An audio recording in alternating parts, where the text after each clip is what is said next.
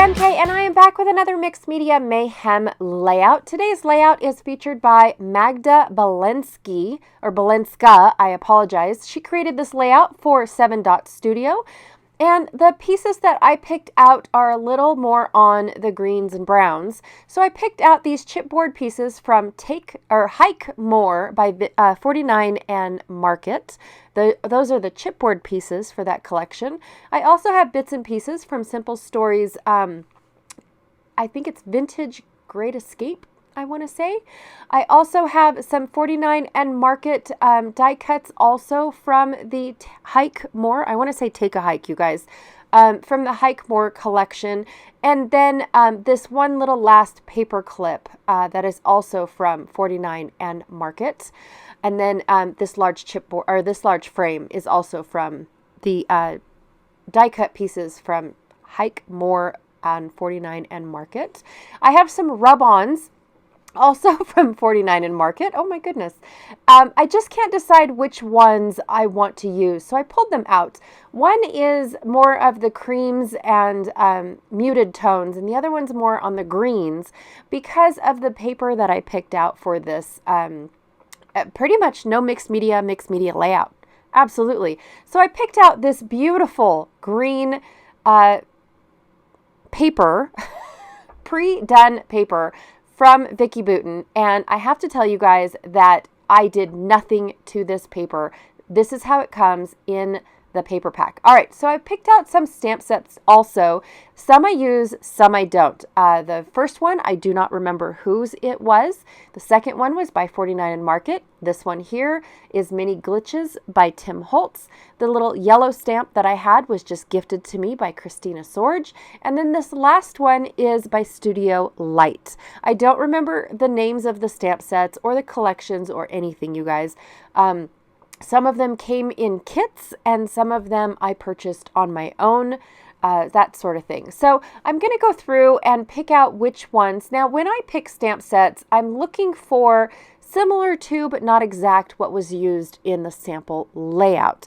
And so I just kind of sort of thought, okay, what is on this layout? There's a bunch of numbers, there's a bunch of letters, I don't really know, but there's a bunch of dots too. So I picked open dots instead of just polka dots. I picked out a very small number set, and then I picked out these lines to represent the I don't know over on the left side of the stripe. Now, the reason why I picked this gorgeous paper by Vicki Boutin is because of the fact that it already had that deep dark stripe right where I needed it to be, actually. It was absolutely perfect. I didn't even have to cut or trim my photo down. It was amazing. My photo fits right inside this frame. The frame fits exactly where I need it to be on the right side of that deep dark stripe. It was perfect. Now my frame is on the large side. I did not want to rip and tear this frame, but I felt like I had to because it is on the large side. I just didn't like how large it was. So I went ahead and I ripped it pretty well, you know, matching what was already there. And then I'm going to ink it in this dark ground espresso by Distress Ink. So that way I can make it match some of the other darker elements that I picked out. I also stamped in this Distress Ink. Now, these papers by Vicki Boutin are textured. So when you stamp, you're not going to get a nice, crisp, clean image. You will because your stamps stamp that way, but because of the grooves inside the paper, it might not show up that way. Well, for a mixed media layout, that's okay. You don't want fully pressed images. In fact, I took the stamp, only inked it once, but yet stamped it 3 times. All right, so I'm going to go through these rub-ons. Sorry, I almost said border strips. They're not border strips. They're rub-ons. And I did decide to go with the more muted tone because what I'm trying to replicate now is the 2 corners, the 2 diagonal corners on the layout because they seemed to be a little bit more distressed than the opposite corners. And so I really wanted to concentrate up there. Now this is a totally dry mixed media layout. I didn't pull out any liquid or anything of any kind. I'm using stamps, rub-ons, and pre-done layouts. or not layouts, but pre-done paper. My paper came this way. So I don't even have to worry about how it was made that way or anything. It was just in a book that I bought. Vicki Boutin has about 3 of these books available for purchase. So whichever one meets your fancy. And I tend to forget about them, in all honesty, because I want to make a mess myself. And so I too tend to forget about them, but when they work out so perfect and match what I already am supposed to be being inspired by, I'm gonna choose the easy street, in all honesty.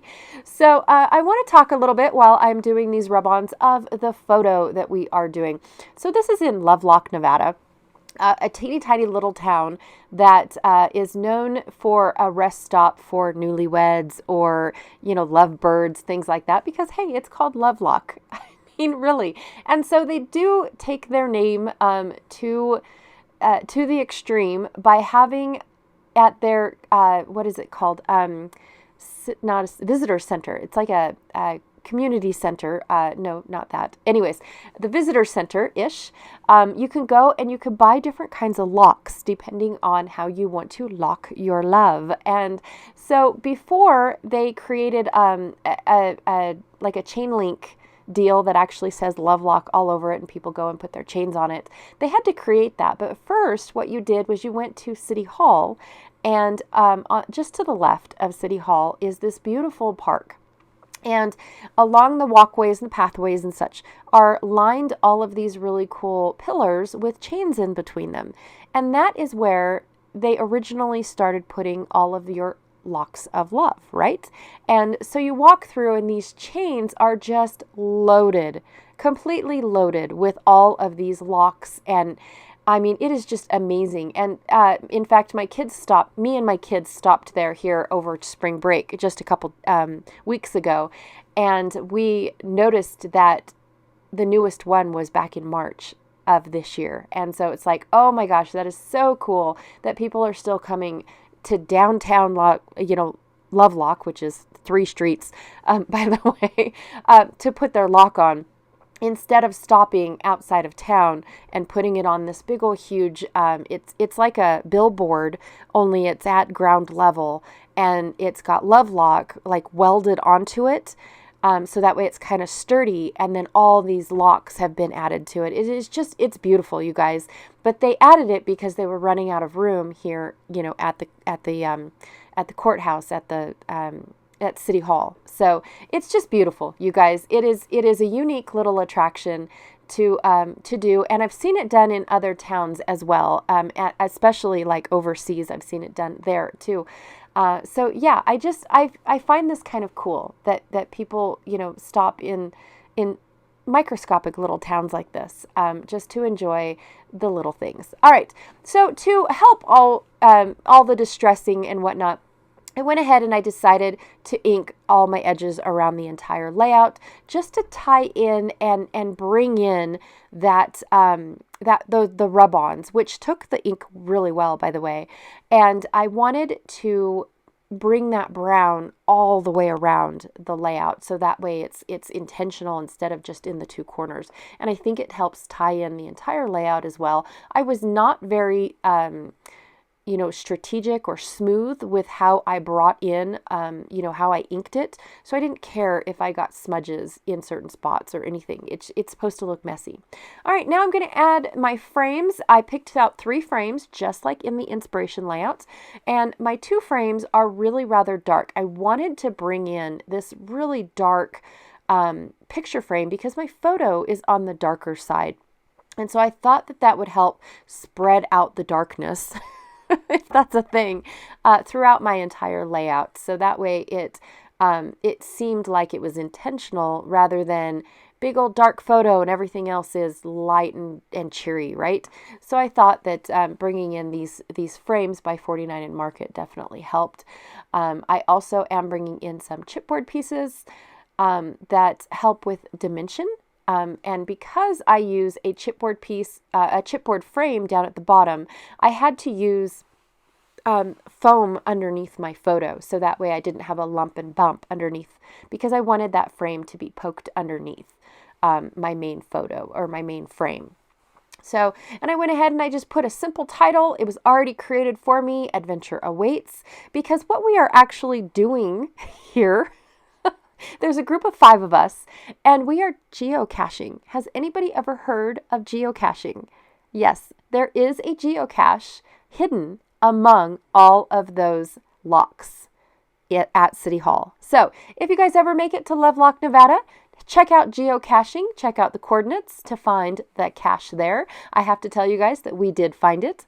I'm not going to share those photos with you guys because then it would give it away and then you guys would be able to find it faster. It's a very fun find, by the way, if you guys are into geocaching. We absolutely love it. And that is the end of my layout. I took a little sprinkle from Distress Oxide Spray Vintage Photo and added that to the layout. And yeah, I'm calling it good. I love these quick and easy mixed media layouts, you guys. It was no mess, no fuss, a little bit of stamping, a little bit of rub-ons, and I am done. Be sure to check out everyone else that is following along with Mixed Media Mayhem. I love all of this. I love this group, by the way. It is fantabulous, and their layouts are always like, oh, that is a great idea. Oh my gosh, that was a great take. It every time. I do it every Friday, you guys. I'm impressed by what comes out of this group. And if you guys are interested, there's a Facebook group as well. So hang out with us there. At the end of every month, the last Friday of every month, we do a hop along. If you want to hop along, it's already posted in the group. So you guys get to see what layout we are going to be doing at the very end of the month. It's a blast. All right. Thank you so much for hanging out with me today, and I will check y'all later. Bye.